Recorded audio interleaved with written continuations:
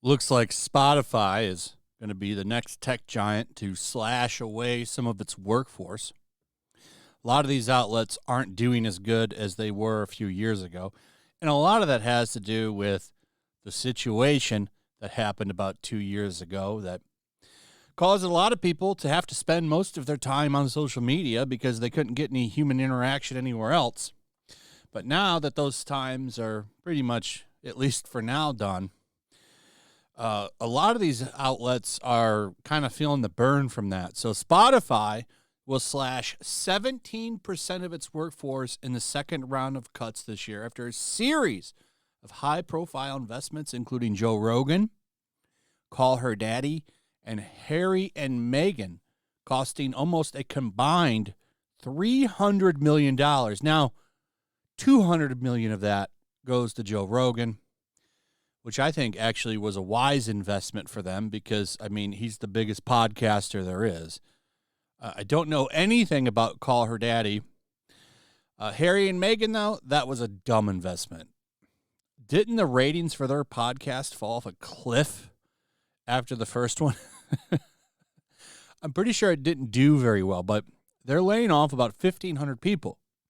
Spotify has become the latest tech giant to announce major layoffs, with the streaming giant's CEO Daniel Elk announcing that around 1,500 staff are being cut due to its growth slowing dramatically following years of heavy investment in podcasting. The Swedish company currently has a staff of around 9,000, with X saying in a memo that cuts will right-size our costs while conceding that it would be incredibly painful for the team. This marks the third round of layoffs this year after letting 600 of its staff go in January and 200 more in June. I recognize this will impact a number of individuals who have made valuable contributions. To be blunt, many smart, talented, and hardworking people will be departing us. I wonder, out of that big number of people that are being laid off, how many of them are the employees that were talking about doing walkouts and strikes and sending emails and bitching all about Joe Rogan? Do you remember when that happened? A lot of Spotify employees were making a big deal about his content and trying to make demands of their bosses.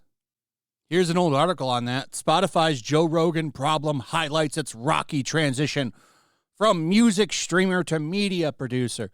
This is from February 3rd, 2022. And in here, they talk about it right away. Where you had a lot of employees desperate to draw attention to their concerns about their company's relationship with the blockbuster podcaster. I wonder if a lot of the people that have been fired are these people. Because they pulled a lot of bullshit over this. Dozens of workers on a company-wide internal chat system said they were embarrassed to work at the Swedish audio company. Well, then quit. Maybe they got fired. I don't know.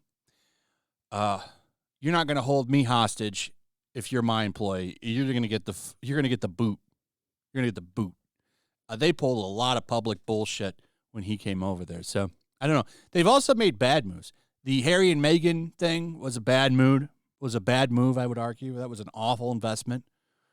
They are not worth what they were paid, which I think was $20 million, at least according to this article. They were not worth that. Nobody likes them. I could start a whole channel and do Meghan and Harry stuff if I wanted to, because there's always some dumb stuff that they're doing constantly, because they're always looking for attention, even though they say they're not looking for attention. They're always looking for it. So they're always doing something ridiculous. So they're in some trouble, but it's not just them. Like I said, it's all the tech stuff. PayPal, Data Miner, Alphabet, Meta, Twitter, Dropbox, Roku, Salesforce, Amazon, Intel, Microsoft. They're all laying people off. It's not just Spotify, but I thought this was worth talking about, showing kind of how all of these tech companies are hurting right now.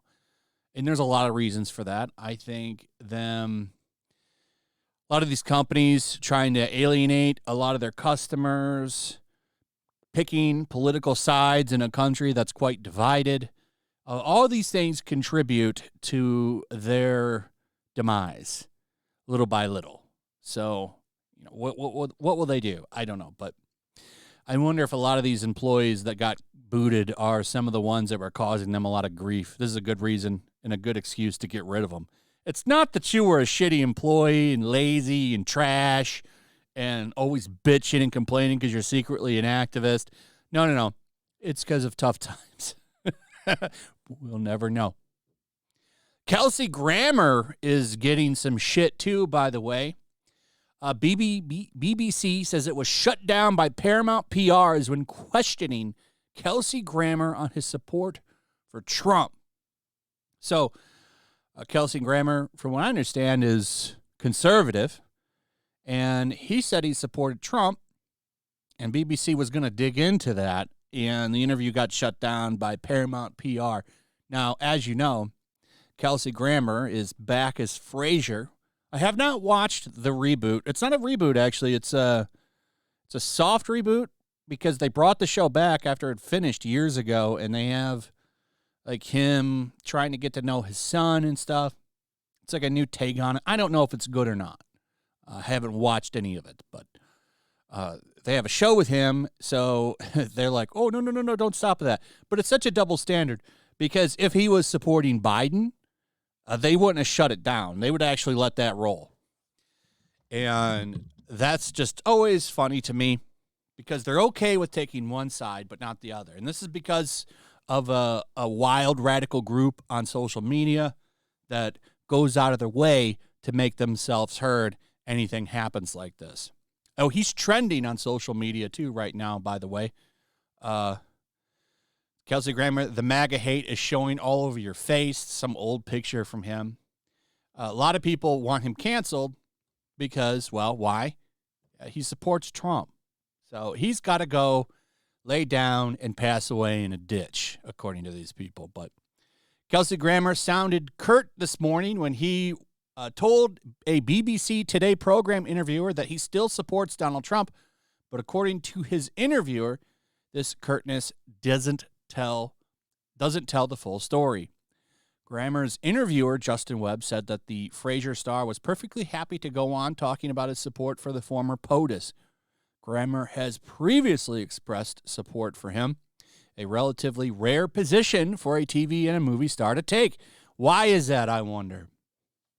I wonder why that is.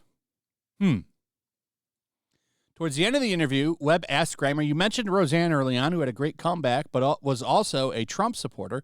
You were a Trump supporter. I'm fascinated to know if you still are.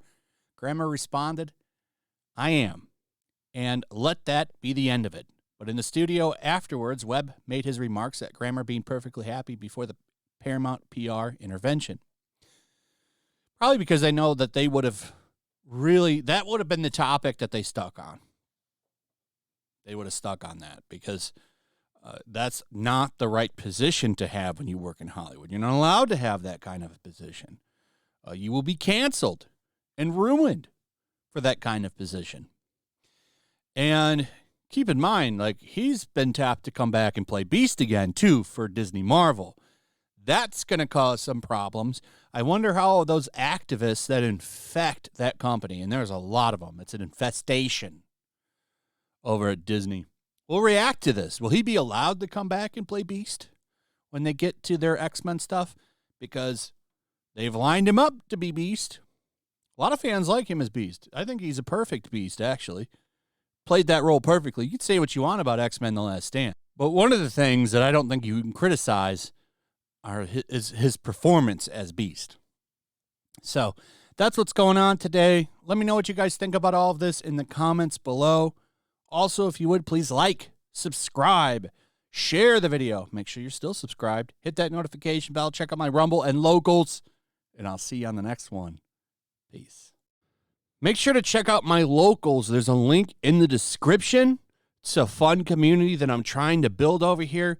If you don't want to support me on YouTube, you can come over here. None of that money goes to YouTube.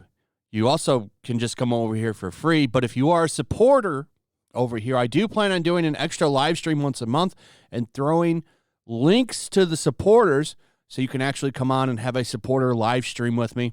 Also, it's a good place to catch all of my content. You don't have to worry about notifications like YouTube. They'll definitely work over here. So come check out my locals.